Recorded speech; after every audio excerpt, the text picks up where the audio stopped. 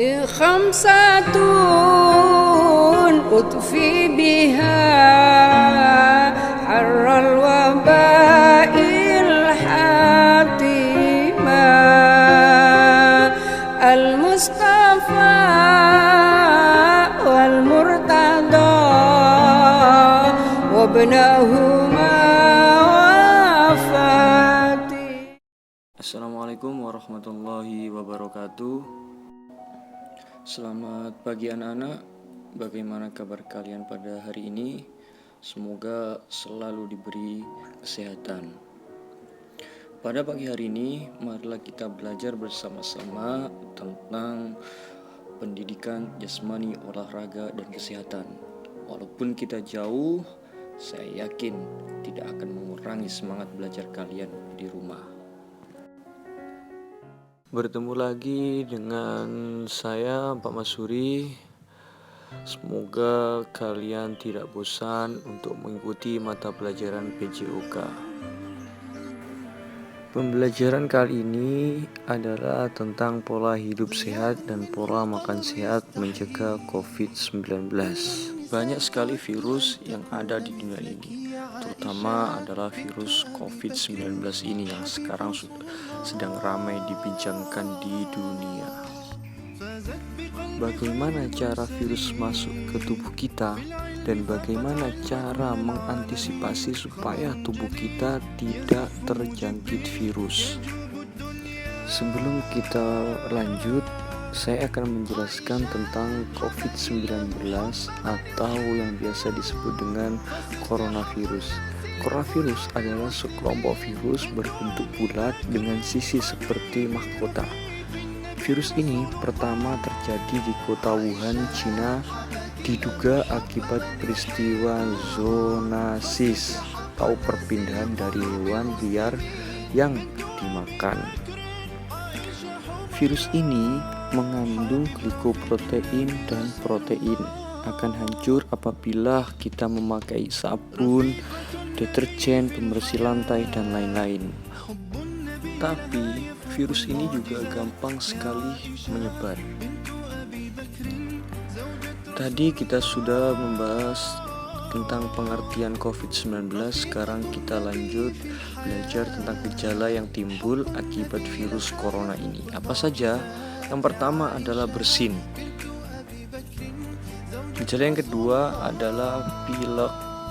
Dan yang ketiga adalah demam. Yang keempat sesak nafas. Dan gejala yang terakhir adalah peradangan pada saluran pernafasan.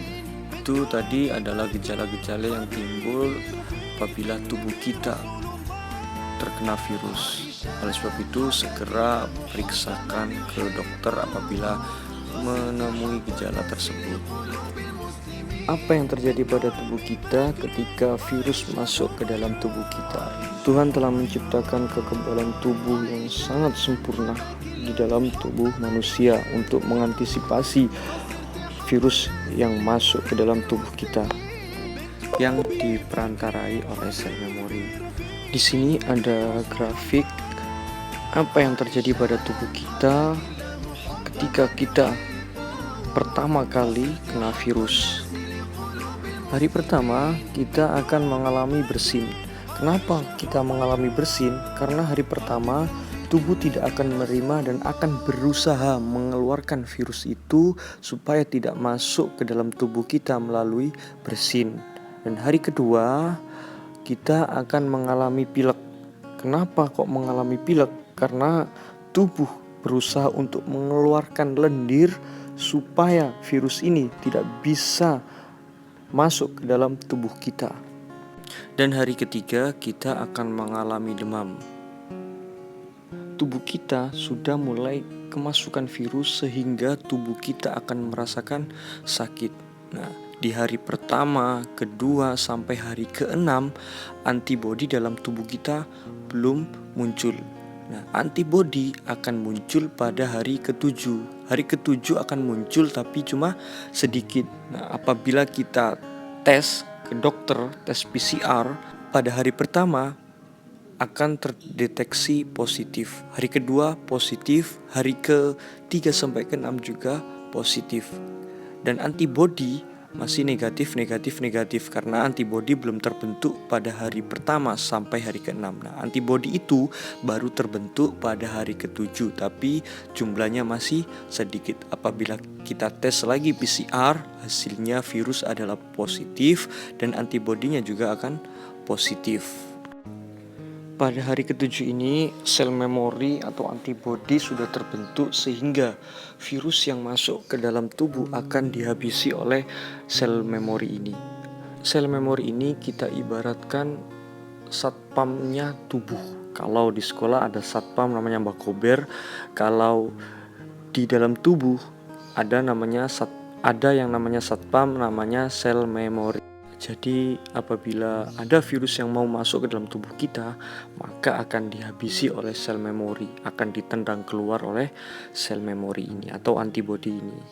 Antibodi ini akan naik ke puncak pada hari ke-14. Jadi mulai hari ke-7, hari ke-8, hari ke-9 naiknya mulai perlahan sampai ke puncak, yaitu adalah hari ke-14. Jadi apabila ada virus yang masuk, antibodi ini sudah siap langsung ditendang keluar oleh antibodi ini, sehingga virus tidak berani masuk menyerang pernafasan kita.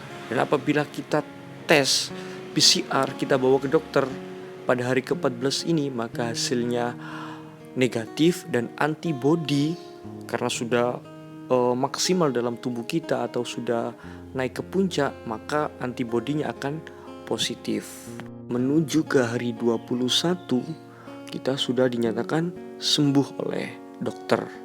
Nah, kenapa? Karena kita sudah dites, hasilnya negatif, antibodinya juga sudah negatif. Kenapa kok antibodi hari ke-21 negatif? Karena sel memori akan turun lagi pada hari ke-21. Dan apabila kita terkena virus lagi pada hari ke-21, tidak usah menunggu waktu 1 sampai 14 hari. Cuma cukup 24 jam virus itu akan ditendang lagi karena tubuh kita sudah memproduksi sel memori itu atau antibodi itu. Kita nggak usah takut positif ataupun negatif, itu adalah cuma proses. Nah, kenapa vaksin cacar cuma sekali, nggak tiap bulan sekali? Ya karena sel tubuh kita sudah siap untuk menerima virus itu.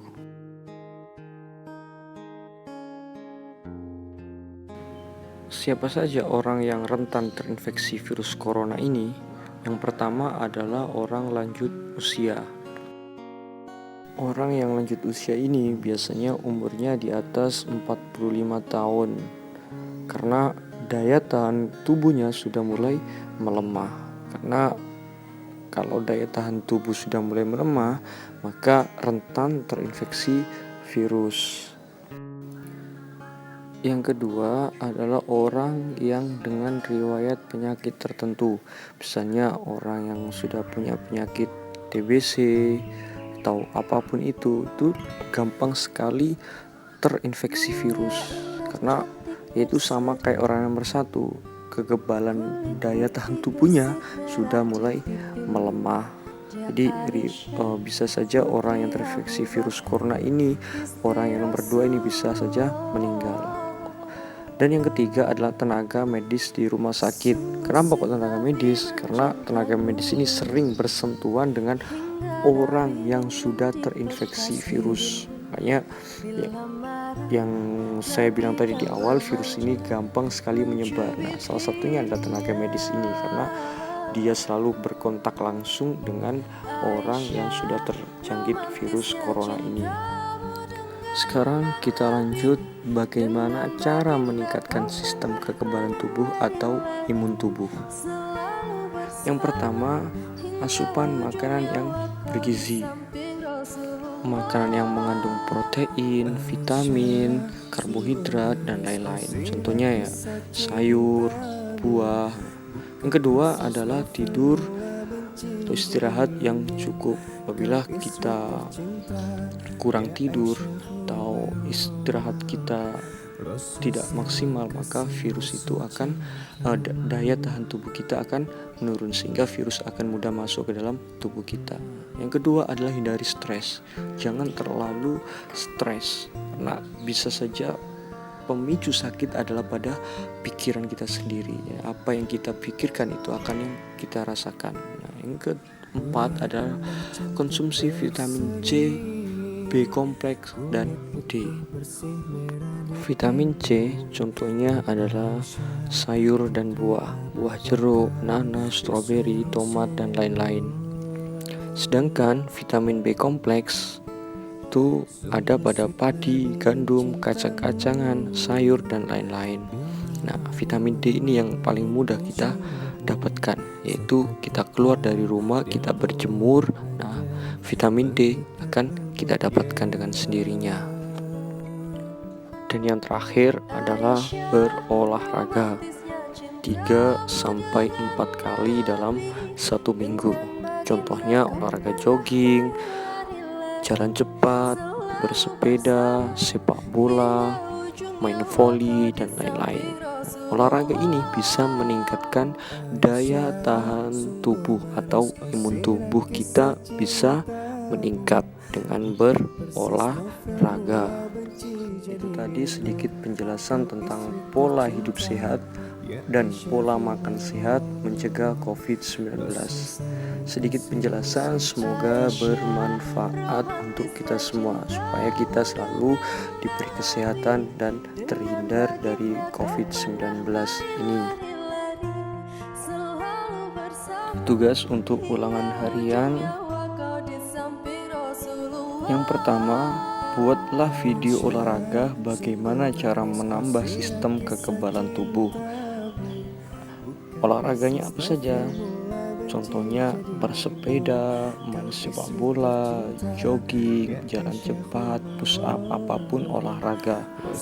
Yang kedua, silakan upload video yang kalian buat di Google Classroom atau di email masuri248@gmail.com. Jangan lupa kasih nama dan kelas video yang sudah kalian buat. Atau silahkan kalian upload di IG kalian masing-masing, lalu tag IG saya Masuri SN. Sedikit penjelasan, semoga bermanfaat dan kita selalu diberikan oleh Allah kesehatan. Saya akhiri, Assalamualaikum warahmatullahi wabarakatuh.